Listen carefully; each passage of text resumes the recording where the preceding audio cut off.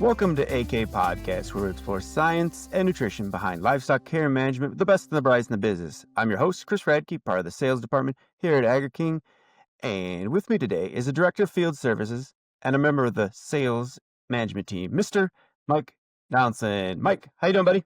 Very well, Chris. You can tell we've moved into a little cooler time of year. I've ditched my short sleeves and moved back into a vest. So it's a change of seasons starting. Yep, I got my sweater on because I knew it was going to be a little chilly this morning. All right, Mike, who's with us and what are we talking about today? Chris, for pretty much as long as people have practiced animal husbandry, part of taking care of animals has been cutting down, whenever possible, eliminating stress. So much so that it's almost an assumed part of good husbandry, taking care of your animals. Today we've got Dr. Dave Jones from AK's Nutrition Department to talk about some of the nutritional aspects about dealing with stress. And I need to make this distinction. Dave is now an elite member of our Three Timers Club because this is actually, according to my count, the third time he's been willing to be on the podcast. So we'll try and get a special little clubhouse put together somewhere that you'll have the only key to for right now, but probably in time you'll have company. So in case somebody's missed your other podcasts, Dave, would you please give us a little bit of your background? Sure. It's good to be here again. Yeah, for those who don't know me, I've been with Agri-King for 26 years now. I'm director of nutrition here. I've came right out of college and have not looked back because this is the place I need to be and want to be. I did my bachelor's degree at the University of Guelph, my master's degree at West Virginia University, and then I came out of with my PhD to here from Ohio State. So that's me in a nutshell. Well, perfect. Well, Dave, one of the things that we're going to work off of today is an article you wrote for the Agri-King Advantage newsletter, where you did a really nice job of discussing the role antioxidant vitamins and minerals can play in helping to combat stress. Could you start by giving us a rundown on some of the common areas that lead to a stress condition in animals? Yes. So first, I'll start by indicating Dr. Matt Faulkner co-wrote the article with me. Both of us have a bit of a background in this area, and interestingly enough, slightly different backgrounds that came together in this article, which is nice. And I can kind of explain that as we go through. But yeah, stress on dairy cows. Stress is a general term that we hear a lot, but if you just hear, well, the cows are stressed, it doesn't indicate anything. And there's other than their stress, but there's different kinds of stress. There can be nutritional stress if we over or underfeed anything really in nutrition, because we upset the system. I always focus on colostrum. So early on, if you don't have good quality colostrum, that will lead to stress. Certainly, calves may not make it if that part of the nutrition program is wrong. Um, Social interactions. We often don't think about that. There's a excuse me. There's a lot of work on behavior. Cows need to socialize. If you don't give them that opportunity, it does stress them out. And then maybe the one we talk about the most, especially for the time the article was written, which was over the summer, is environmental stress. So heat and cold are certain stresses on the cows. Um, good depiction is here. Mike's in his long sleeves and vest. I'm still in the summer short sleeve shirt because I don't need long sleeves yet, which means Mike would be more stressed in my scenario than I am. So Very good. Very good. One of the things that uh, really took me by surprise when I first started seeing it written and talked about, the effect that the long-term effect stress can have even beyond the animal experiencing stress now, the ability to affect a calf in utero because the dam is under stress right now. Could you talk about that a little bit, please? yeah, this area is relatively new, in my opinion. It's certainly new to me. Probably in the last year or two, I started to hear some things, but it was actually at a conference this year where this concept came up, and I was able to uh, meet some of the people that are involved in this type of research. So I'm not an expert on it. I'm a beginner at it like everybody else. But what we have to understand and I'm going to use heat stress for an example just so people can focus on something relatively simple. When that cow is stressed with heat, things are happening to her body. That is going to affect the calf in utero, so the daughter in this case. That effect on the daughter can have effect on the daughter's reproductive system, which is now going to affect a third generation that hasn't even been thought of yet. It's not developed, it's not even in play. But we upset the system enough, it doesn't perform the same. We can actually have heifers born that don't have a tolerance to heat stress because of the effect of the heat stress on its mother. Well, you can imagine how that's going to affect things further. So what's important about this to me is not trying to make people an expert on the genetics behind all this and the reproduction. It's not my field. But as we're working with producers, the effect you have on that cow today could still be seen 3 to 4 years down the road because we don't have that generation yet and they were affected. So doing something to manage stress on these cows is we're now learning is it's always been important. It's so important now. The idea of affecting another two generations is a big deal. Is this, I mean, like I say, the first time or two I read this, I I'm not sure if to say I didn't believe it is an overstatement, but I certainly questioned it. It didn't ring completely true, but on a little further study, I guess the analogy I go back to is if you think of a farm that has always done everything right, whether it's, the way they take care of their calves, even down to how they're born. Do they take steps to reduce heat stress, any other kind of stress on animals? They just seem to do better more easily. And when I started to think of it that way, then it's like, oh, okay, this is why even 50 years ago, somebody who was a good cowman just got better results, but you couldn't always. Well, that's because he did this. It's because he did so much right. Well, and that is exactly on point, I think. And I look at it this way, and I keep it simple for myself because I'm still learning details to all this. But the stress being caused is affecting DNA, so genetics. It's affecting genetics, and when that happens, you're not going to get the offspring you think you're going to get. So all of a sudden, you don't get, well, we'll say we're not meeting the genetic potential of the cow. There's a phrase I hear. We're not getting the genetic potential of the cow. The problem is with what we know now, I think you select the genetics you want, we damaged it, and we cannot get the genetic potential of the cow for what you selected because it's been changed. I know before I was hearing about these effects in utero, there's a lot of talks out there on the epigenome, and nutrition and other stressors affect the epigenome, which affects gene expression.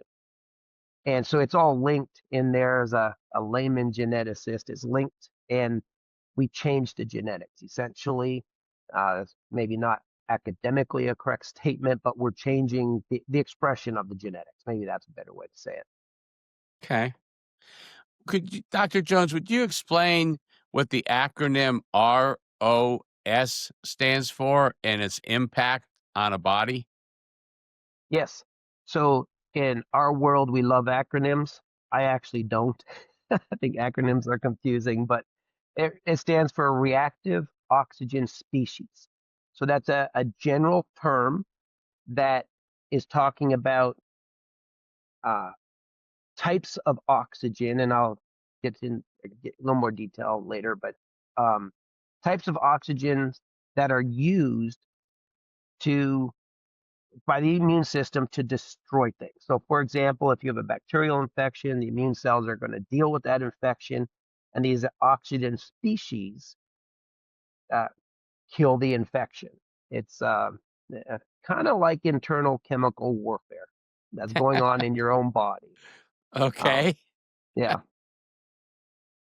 So in your article, in the Advantage article, you talk about there being two main ROS culprits. What are those, and can you talk about them a little bit, please? Yeah, they're the two I deal with the most, I guess. There are others. When I gave my last statement there, I thought of another one that's not in the article, but um, superoxide anion is one, and hydrogen peroxide is another.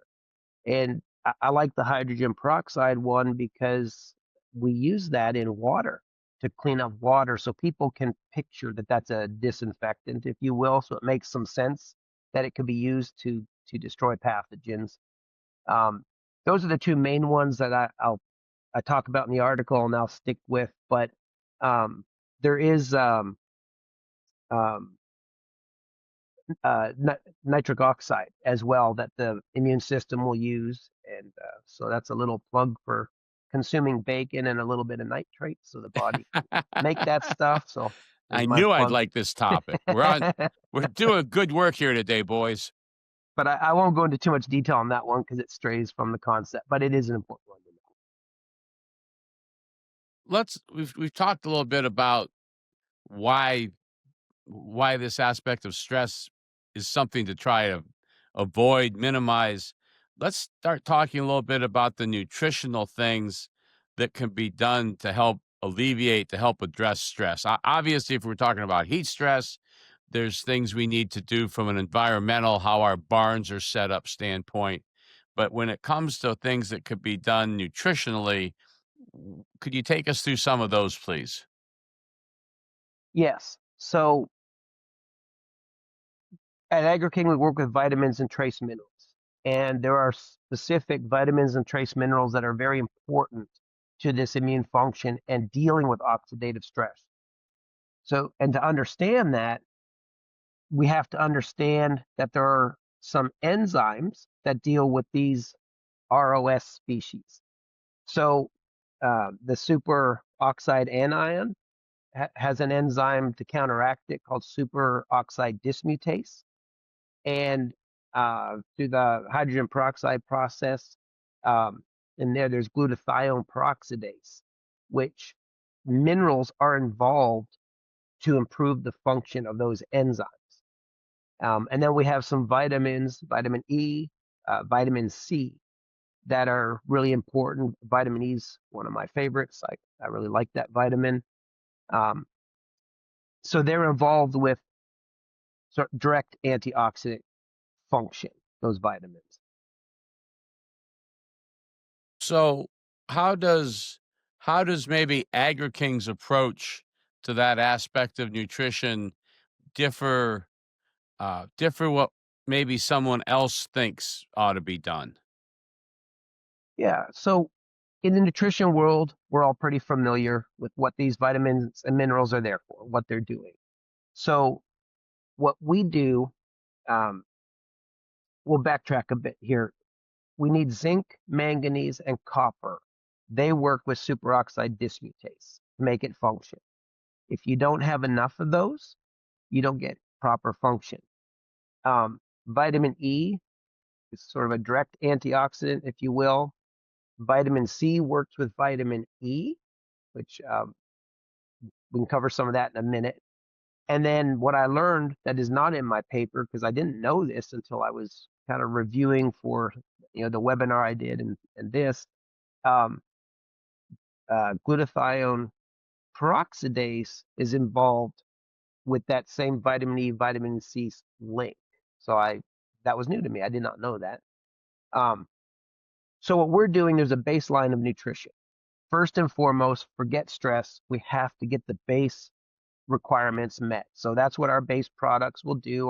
Our Dairy Trimax, Dairy VT Max, LDH Fortifier, even on the beef side, our beef multifactors. They're designed to meet the recommended needs of the animal for copper, zinc, manganese, vitamin E.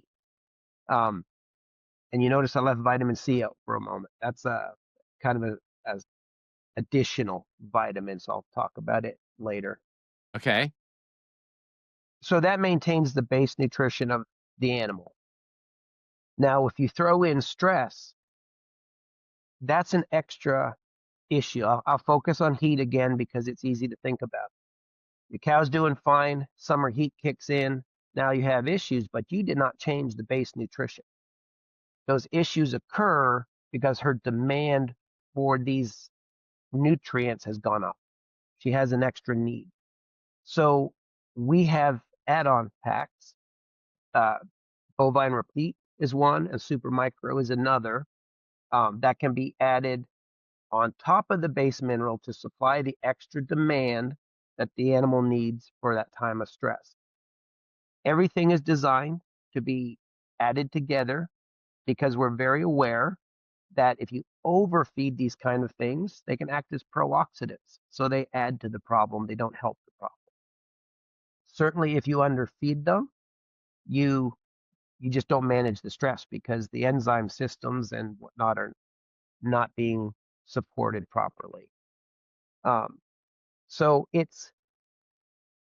when we get into summer heat, we'll add, for example, bovine replete into diets. We're going to add the extra vitamins and minerals we need. The minerals will work with superoxide dismutase. That's copper, zinc, and manganese. Selenium will work with glutathione peroxidase to improve it. Now, selenium, we cannot add more. There are legal requirements. We cannot go over 0.3 part per million of the diet, so we're a little bit stuck there. We'll add extra vitamin E. As a direct antioxidant, it's kind of an interesting one because vitamin E is a fat-soluble vitamin, so it's a lipid. We all know things like milk can go rancid. They get that smell. That's because the lipids have been oxidized, damaged. We don't want that to happen in our body because these reactive oxygen species can damage the host cells themselves and cause problems. So something like vitamin E, being a lipid, becomes oxidized itself. So now that's the focal point. We damage the vitamin, we don't damage the tissues. But vitamin E is a little more difficult to excrete because it's a lipid. So vitamin C, which is water soluble, then itself becomes oxidized, repairs vitamin E. For example, vitamin E can go on to work again. Vitamin C is easy to excrete in the urine. So the system is genius, in my opinion, because it's taking something difficult to get rid of to something easy. But what I learned, glutathione peroxidase has some role in converting vitamin C back to its original state so it can function again, which means not all of that vitamin C that became damaged is going to be excreted, from what I can tell. So I think that's kind of a neat thing. The systems are really working together to help out. So that's the part about vitamin C you were mentioning, looping back into, is the way it's working with vitamin E to be better together. Yes. When I did my webinar, I was looking for some good diagrams to show this. In the article I wrote, I kept it a little simpler, but webinars, you can use a little more complicated diagrams because you're there to explain it. And that's what I found. So I need to investigate a little bit more on this because I'm interested in it. But that's what I found in the diagrams. And it makes sense to me. I mean, this whole antioxidant system is a system. It takes all of it. It's not one thing that helps you. So when we add those stress packs in, bovine replete and super micro, it's not just extra vitamin E. It's a extra level of vitamin E, vitamin C, copper, zinc, manganese, no selenium. So I think choosing heat is a very logical. I mean, that's especially, we're just coming off of what was a fairly hot summer in most places, and I mean, one of the other things I learned a long time ago that I never considered is that, you know, in dairy cattle specifically, start being stressed, start not enjoying the day as it goes over 70 degrees. I think someone told me one time whatever I feel at 90 or 95 degrees, a cow starts to feel at 70 or 75. If we wanted to expand some of the areas, and I don't ever want someone to think that nutritionally we can cover up for a lack of fans or for harsh conditions. I mean, good husbandry practices are a very important part of handling stress. If you stayed with temperature, where do cows start to feel stress as temperature drops? For cold stress, you mean? Yes. Yeah. Um,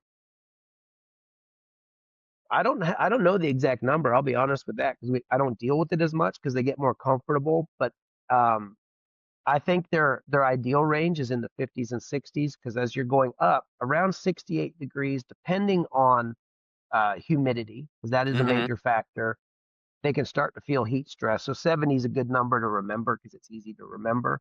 Going backwards, I think you have to get into the 30s before they start to feel it. But most of what I see is when it's below freezing. Um, if we don't have the wind off them, most barns have curtains up and everything. It can be quite comfortable. Um, but I don't recall the exact number where they feel cold stress. Well, 'cause I mean, I've noticed, just not very scientific observation at single digit below 0, like you say, if cows are being kept out of the wind, if they've got feed, if they've got water that can be drunk, not frozen drinkers, they seem pretty happy. I'm all the way to being kind of miserable, and they're awfully happy. So I doubt it's that big of a stressor at any point. What about something like being overcrowded? I'm thinking mature cows. Are there points where that is stress not as easily recognized as what heat stress might be? Um, Uh, well, I think it can be recognized almost as easily. We don't think Okay. about it as much because a lot of barns are overcrowded, but there's a lot of work out there, academic work that would suggest we really don't want to overcrowd too much. So part of it is, and you can just watch the animals, how they use the stalls. Some of them don't lay in them, they perch in them possibly. And I think they're kind of holding that stall for whenever they want it. Okay. But other times when they get into a stall and lay down, if they haven't been in there for a while, they're not leaving, which means they're not eating, drinking, they throw off the routine. I think it also upsets their social interactions. And one of the more interesting things I learned about that, I think it's like 3 or 4 hours a day, cows want to socialize. And if you don't let them, they will find another time to do it. It's a desire. And this is interesting to me because it's starting to think of a cow like a human in some ways, which I had never really done. But they will go socialize when they can, and they will give up other things they need to do. Eating is one, probably drinking when they should, which means you're going to lose milk. So overcrowding, though, they can't get to the feed bunk, maybe can't get to the water troughs. You're just going to lose. You can't. The cow can't do what she wants when she wants, and that Mhm. is a stress. Put yourself in a crowded elevator, um, and the elevator stops because I don't know the building's on fire, and now you're stuck in there. You can't move, and smoke's coming through. You're a little stressed. You're Yeah. not thinking of your lunch. You're not thinking of I'm a little bit thirsty. You're thinking I want out of here. I want to do something different. And when you get out, what's one of the things you might do? You see your family there because they're wondering if you're getting out. So you go see them because you need to socialize with them before you remember, I was on my way to lunch. I'm hungry. Right? None of that matters anymore. That's a weird way to look at it, but it helps. I think it helps people imagine this type of stress and maybe not to that severity. I don't know, but cows are going through this too. They want what they want and they want to be comfortable. Mhm. Do you have any other observations on the topic? I mean, stress, things we can do nutritionally. You've given us a lot to think about. I just wanna give you a chance to put some closing thoughts together.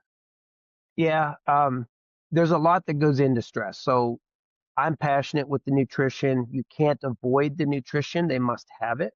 So that has to be on the forefront. And if you have to bump up that nutrition for the animals, then you have to do it. But we cannot, as you already implied, you cannot overlook other things. Keep the environment comfortable. Uh, Good fans, good airflow in the summer. Keep the drakes closed in the winter to keep a cold breeze off them.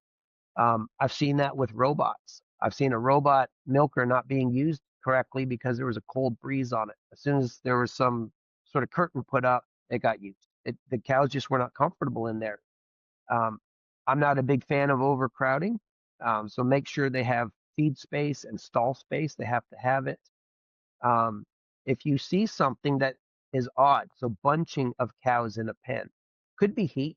It could be going to a cooler spot, although it seems weird when you're hot bunching up with a bunch of cows. But what about flies? I've seen cows bunch up because where they went was less fly pressure. So we need to manage, that's manure management, alley scraping, all those things, as well as fly control and stuff. So it's a total package. Every single stress can put into action the immune responses we were talking about. You get the stress hormone, cortisol, it sets things into play. Every single stress can do that, which is why the nutrition is so important. But as you start to add these stresses, it's worse and worse and worse. And all of a sudden, you have little stresses that add up, and you're not sure why is this happening because the temperature's not too bad. I'm only slightly overcrowded. There's some flies, but we have to go in their environment. Every little stress adds up until it breaks the system, and that's where we lose milk and components for the most part. Hopefully, not the cow. Yeah, absolutely. Well, today's topic has drifted into some kind of scientific words, and especially some of the things that you might not have caught quite the first time. If there's a piece of this that you didn't quite get, I encourage you to go to the Agri-King homepage, select the About Us drop down, choose the Advantage, and you can see the complete collection of Agri-King articles that our nutrition department has written, including this one on stress. At that same spot, you will also find some of the different videos, and we have our Agri-King podcast there as well. So I encourage you to look at that if you've got if you got more question. Also, reach out to your local Agri-King representative, and even the ability to access our nutritionists on our 800 number. So, Chris, buddy, what'd you learn today? My big takeaway is the idea that a cow needs 3 to 4 hours of social time, uh, just getting out and doing cow things. I'm fascinated with that. And then what Dr. Jones started out with, that can affect not just the next generation, but 3 generations down. And how you live your life today and how you affect that cow today is going to affect their future. And it's kind of a life metaphor there, almost like what you're doing today is not just for today. So love it, Dr. Jones. Good stuff. If you like what you heard and you want to find more, you can find us on just about any of the socials. Leave us a review on podcasts or whatever you're listening for. And like Mike said, you can find us on the Agri-King website. And if you have any questions or any follow-ups or something you'd like us to talk about, you can email us at podcasts@agriking.com. And finally, last podcast, we featured a cow that Mike is, so we're taking some name requests. So if you have any sweet names for, If you got any suggestions for our mascot, let us know. yeah, please submit those. All right, Dr. Jones and Mike, thank you so much and have a great day. Thank you, guys.